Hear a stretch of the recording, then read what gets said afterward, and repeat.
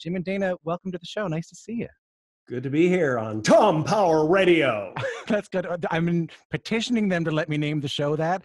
I feel like your seal of Very approval good. there is going to make it happen. With great power comes great. Tom and responsibility. There you go. You know what? That's what my mom used to say to me all the time. With great power comes great Tom and responsibility.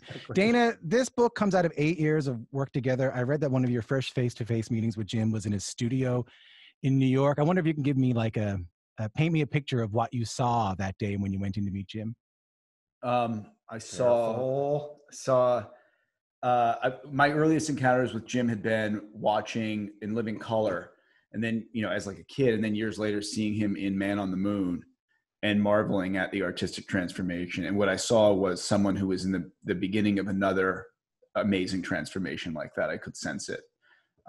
So we chatted, and then some time went by, and we both realized we were insomniacs who would download large amounts of early human history and apocrypha on streaming services at 3 a.m.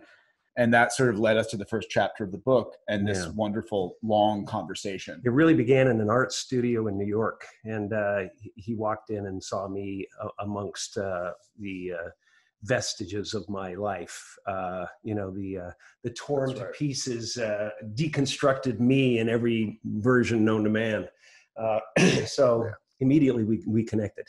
There were images there that were resonant, where you had to take note of it. Like there's a painting of Malibu in flames. There's a self-portrait that had been slashed. I thought, okay, like there is, this is someone who's really, diving deep.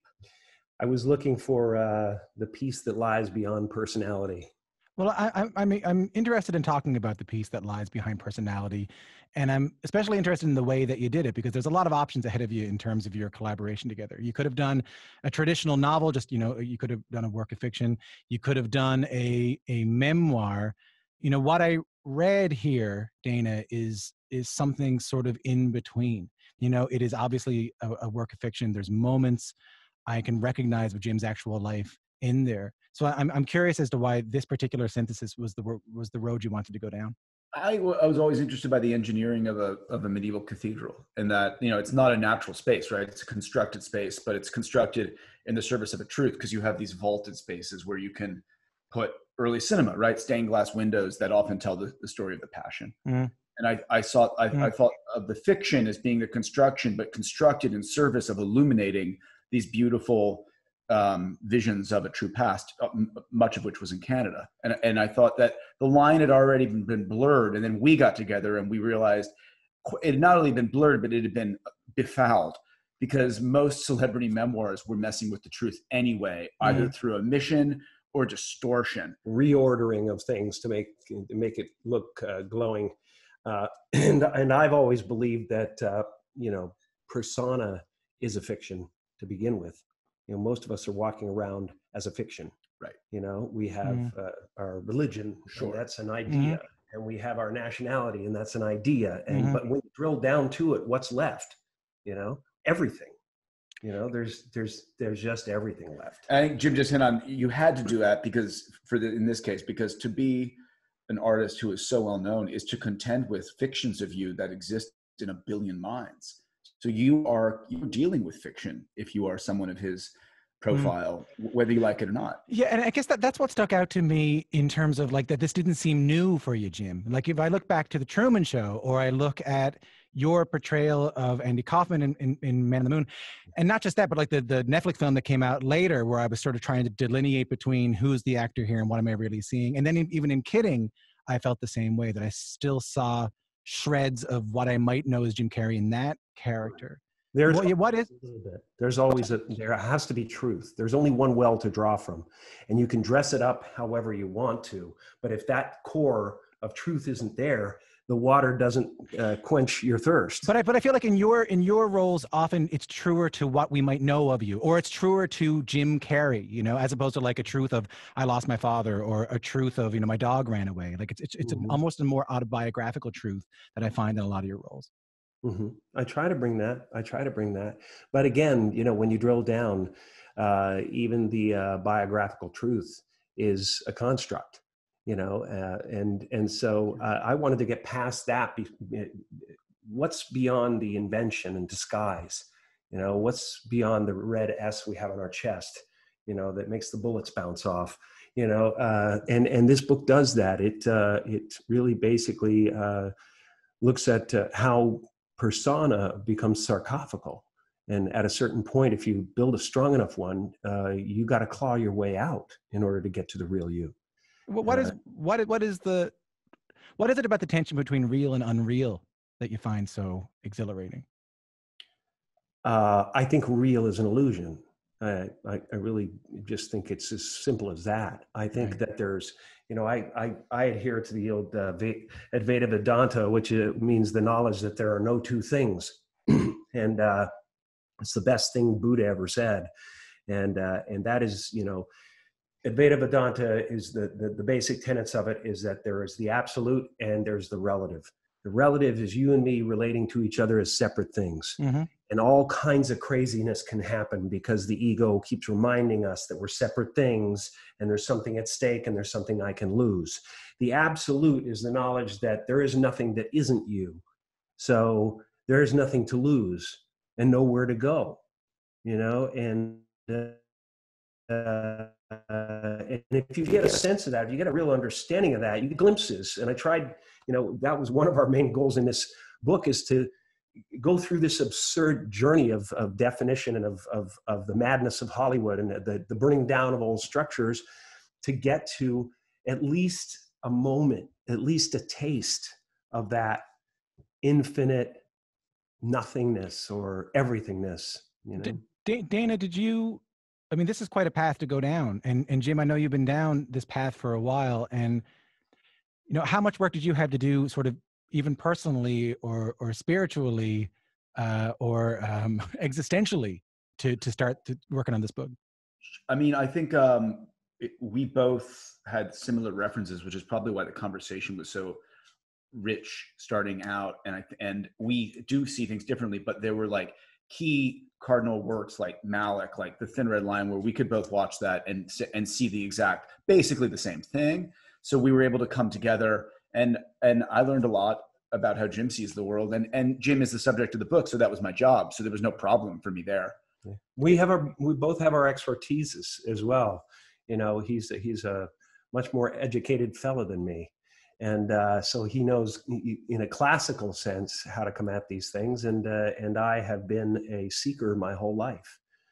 So I have done my own research. And, so it was a wonderful combination. And then also, I think I learned about like how to go into the unknown from Jim's a truly great artist. And there's a fearlessness that comes with that and a capacity for discovery that was always exciting for me. Was an incredible thing to get to be around.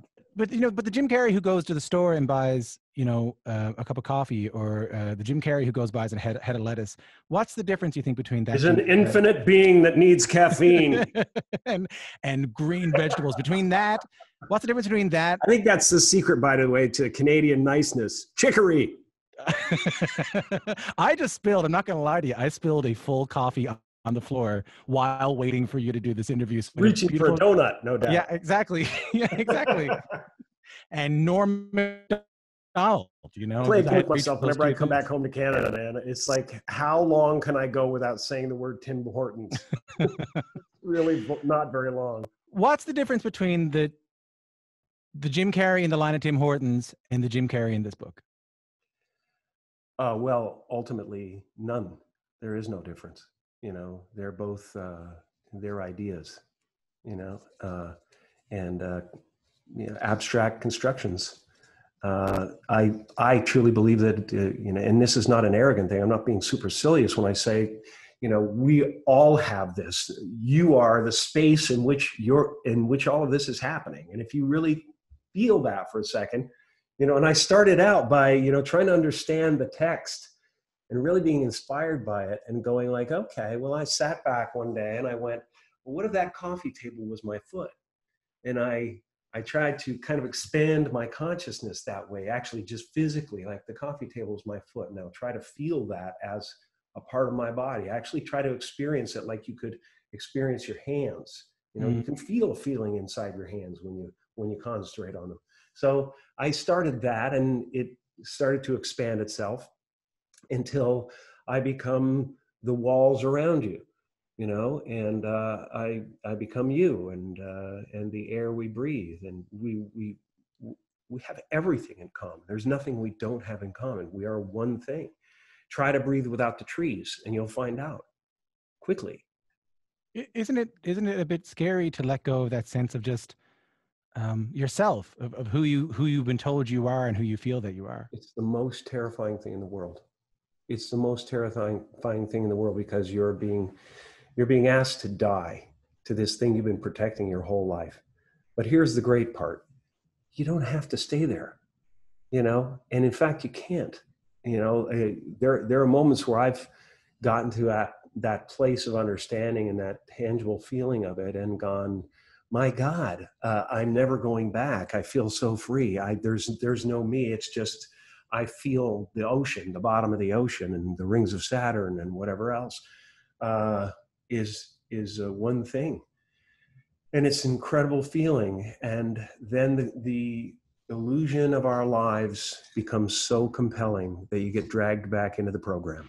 Yeah, and you must come back and go, all right, well, now I gotta get a cup of tea. You know, you must come back and all right. You gotta feed the body and the brain. Yeah. And you gotta feed it with friendship, and you gotta feed it with love. And this vessel, this thing, requires a lot of love and care. What I find interesting about this, and with relevance, you know, some sort of relevance. With some sort of relevance. What I find interesting, I think this sort of self-examination is interesting on a person like yourself, Jim, whose life has been so examined.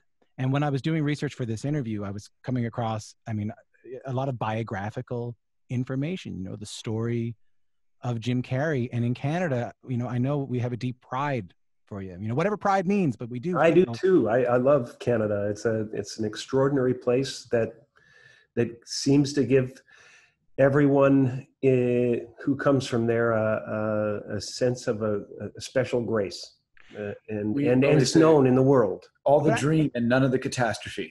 Well, yeah. We were stationed there during Vietnam. I mean, just like, you know, there's a lot of things we didn't have to deal with directly that we had an outside perspective on, and it's kind of overlooked. Dana, what did you learn about Jim that perhaps we don't know, or perhaps you didn't know going in? I mean, quite a lot, but because when I went into this, one of the first projects was to download enough of his memories into my head so that I could achieve some kind of a virtuosity with another person's experience. So that was a task that I didn't know I was undertaking.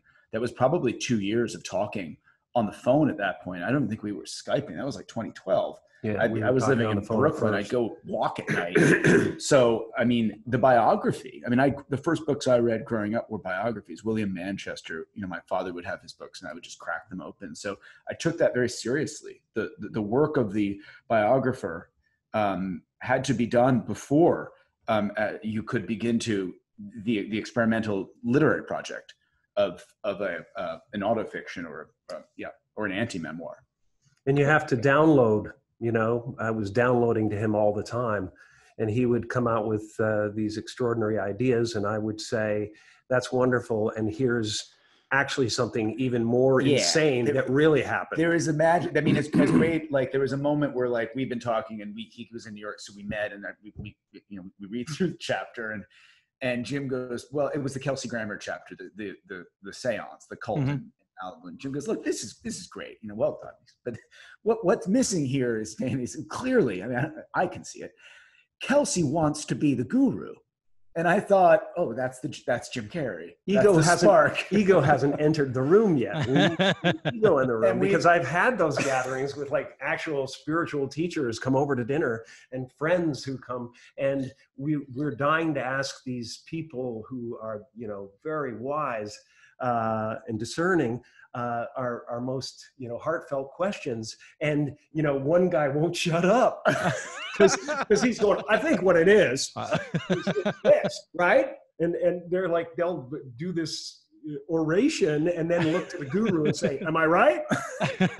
Now, hold on, Guru. I was in Waterworld, and I have a couple of thoughts on this. And that's, yes, totally. exactly. I understand. Exactly. And we're just going, we really invited him here to hear him. But you mentioned Kelsey Grammer. These people are named, Gwyneth Paltrow, Kelsey Grammer, Anthony Hopkins, Nick Cage, however, obsessed with fighting aliens and possessing Excalibur. Have you heard anything from them or their lawyers or anything? I've heard from my lawyers. I think I'm okay. No, it's very innocuous. It's not like we go for anybody's jugular. No. It's slightly less penetrating or upsetting than a Ricky Gervais Golden Globe speech. I poke fun at everybody. I poke fun at my family. I poke fun at my friends, and I think no human being should be above that. So I think it's all good, and they've been renting space in our heads, right? Yeah. For a very long time. So I think I heard Nick Cage was cool with it. I heard he liked it. Nick Cage loves it. He's out of his mind over it. He's really happy that I gave him all the best lines. I want to play a clip that I think was reminiscent of my favorite moment in the film. And this is another one of the real people who makes an appearance in Memoirs and Misinformation. Take a listen to this. Well, the first time I saw a psychiatrist, I felt like 2 cents. I was a kid. I said to him, Doc, can you help me? All day long, he's thinking I'm ugly. He made me lay in a couch, face down.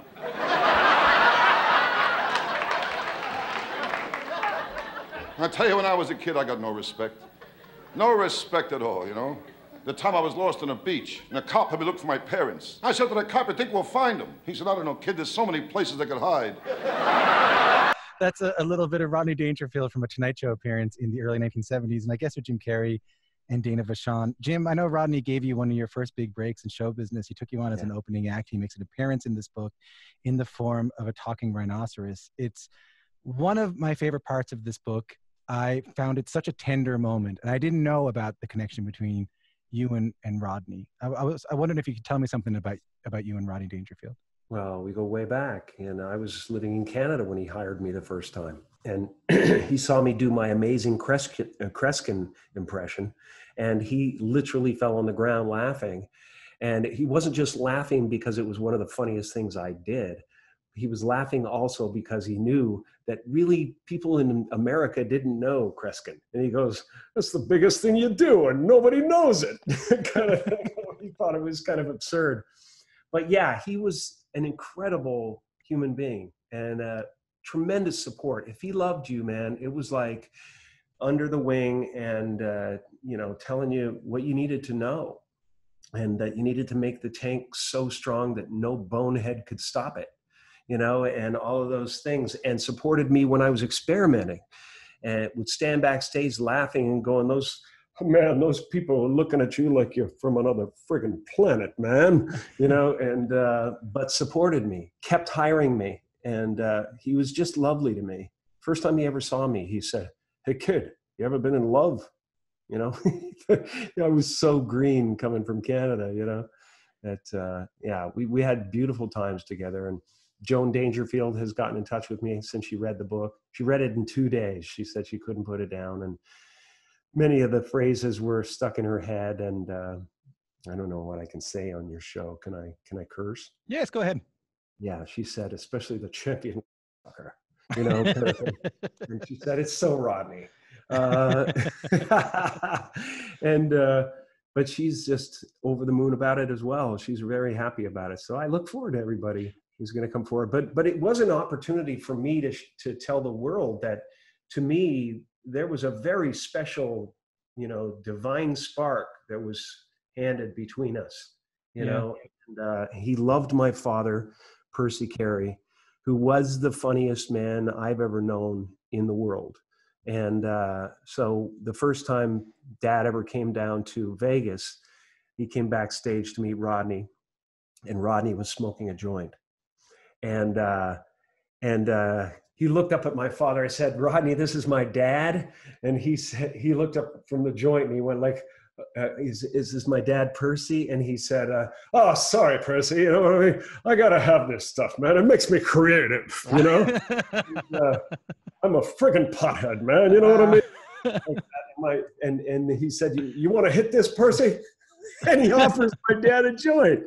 And my dad, without thinking, without a moment's pause, said, oh no, if I start that, I'll be up to 2 packs a day in no time. And Rodney went, who the hell is this guy? And from then on, they were best friends. They were fast friends, man.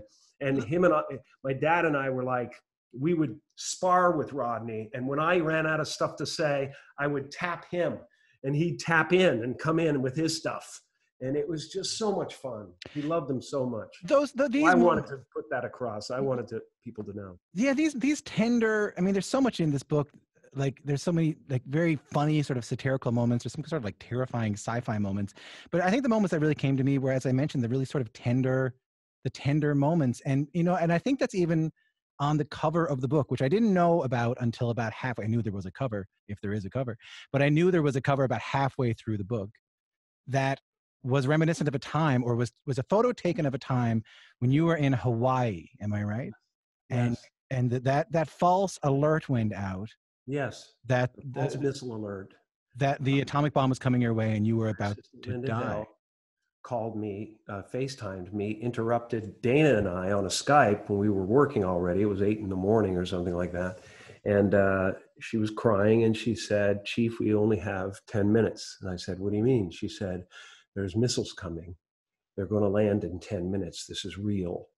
And the alarms were going off and stuff. And as she told me, she was, you know, strenuously clutching her iPhone, and she accidentally took a screenshot of my face. So the book's cover is an actual shot of my face after being told that I have 10 minutes to live. So what goes through your head? What goes through your head when you honestly believe that you only have 10 minutes left? Well, if you look at that cover, you'll see a man who's not freaking out, not hysterical, more a wave of calm coming over me and a sense of, oh, that's strange. Huh, what a funny way for this all to end, you know? And that's the feeling I got. And then there was the consideration of, do you hide under the stairs? Do you get in the car? What do you do? And I don't want to die in my car. And I tried to get off the island on the phone to my daughter, and I couldn't get through. And finally, I just said, you know what? I've had a wonderful life. And I decided to sit there and watch the ocean and go through all the ways in my head that I could be grateful for what I had. And I started this list of gratitudes that I could have gone on forever. I mean, just how lucky I've been, you know? Are you forever changed by it? Like, I can't imagine going through something like that and not taking it with me when I'm walking down the street. Yeah, it's a part of me. It's a part of this book. It's a part of this book. When all is lost, then all is found. You know. So yeah, there was 2 minutes left when Dana called back and said it was a false alarm. Dana called back. He did, and the mainland knew before we did. Yeah. It also is it's a tribute to the power, to your earlier question, the blurring of the line between fact and fiction. I mean, this is a man who believes he's got 2 minutes to live because of a piece of misinformation. Yeah. The cover itself is a perfect example of misinformation. I had to go through my own death for 8 minutes. I think some of my favorite moments in this book are where you sort of are satirical about celebrity. And Dana, you have an interesting perspective here because you've co-written a book that talks about and satirizes fame and celebrity with, I'll say this as a Canadian, extremely famous person. Are there moments from this process that you were a bit taken aback when you got to sort of peer inside the bubble? Well, we were separated by a continent, so that probably was a good thing. So I always knew Jim as a conversation partner for many years before we were really in the same room a lot working. So by that point, you know, towards the end, I had a little niece who poked her head into one of our Skype and she said, "Are you the Grinch?" And I said, I went, "Some say I am." Well, I can die now. Anyway, go on, Dana. You know, but I was able to see through her eyes that, you know, she's seen Jim through this amazing, perennial favorite. But, you know, conversation, what DeLillo says, conversation is life. And I think that through the conversation, I was able to I was able to understand Jim as a very special human being. And I had to probably do that in order to do my job. So the fame thing was something that sort of, I don't know, we had to get past that in order to do our work together. Yeah. But I think we're better off getting past it. You know, I've been thinking about that a lot, you know, like I wonder if sometimes if this pandemic could be the end of celebrity, you know. It's humanizing everybody. And it's just going to do that, you know. I think that there will always be people with special talents. And even if it's like my brother John, who can tear a car apart and put it back together in 20 below zero with bare hands, you know, and you know, it's there's always going to be that. But as far as exceptionalism, where there's a star or whatever it is, yeah. I think that jig is up. It went beyond stardom, like, and listen, I don't know how much longer I can talk to you for, but I'm sort of pushing my luck here. But it you know, the term apotheosis, right? We turn humans into gods in so many ways. Yeah. And I've always been very uncomfortable with that in terms of celebrity. Right. The apotheosis has nothing to do with the individual. You can't reach apotheosis as an individual. You can't be enlightened as an individual. You know, you have to let the individual go in order to get a glimpse of that enlightenment. That's the way it is. You know, I mean, Ramana Maharshi, a wonderful Indian sage, you know, he was on his deathbed and one of his servants came up to him and said, Ramana, I don't want you to go. And he said, where can I go? You know, there's nowhere to go. There's nothing that isn't him. You know, I don't think of my father as gone. I don't think of my mother as gone. They'll never go. Where are they? Yeah. Where aren't they? They're in you. Yeah. Isn't that comforting? Yeah. Jim, before we go, I was on your Twitter feed on Canada Day, and you posted this caption that meant a lot to me. It's Canada Day 2020, time for the North to rise and free itself from all the old Canadian cliches. And then there's a figure of a hockey stick and a beer and a beaver and a shoulder and a moose. Vaulting over a moose, right. I don't want to spend too much time on it, but we're in an interesting time right now. You know, as a Canadian who spent so much time in the States, I think it's also been an opportunity for Canada, who has often felt superior in so many ways, to look back on the ways that we haven't done right, to look back at systemic racism in our land, to look back on our own problems, to address problems in our own backyard. So I loved that. I loved that, looking beyond the old cliches. Yeah. Where do you see Canada as a nation going? I admire Canada. I admire our country because it's always had a conscience, you know. It's always had a conscience, and it still has a conscience. It still wants to take care of its people.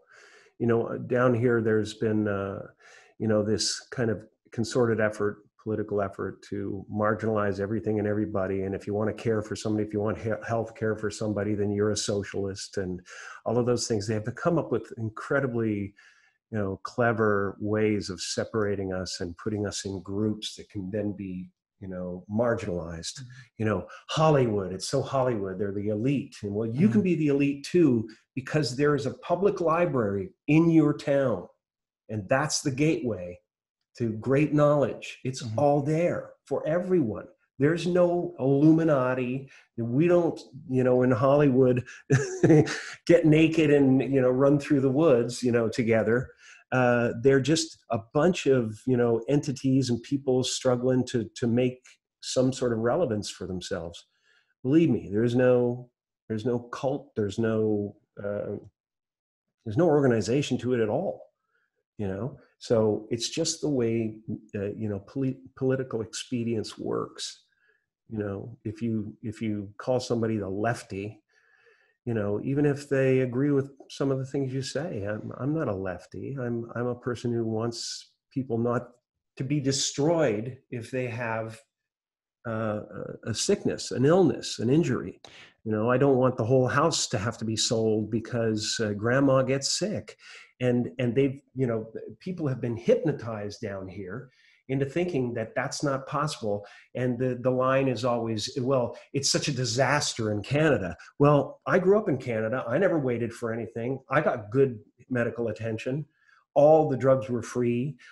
Everything, it wasn't a burden. And you know what, damn it, we got to take care of certain things. We pay our taxes.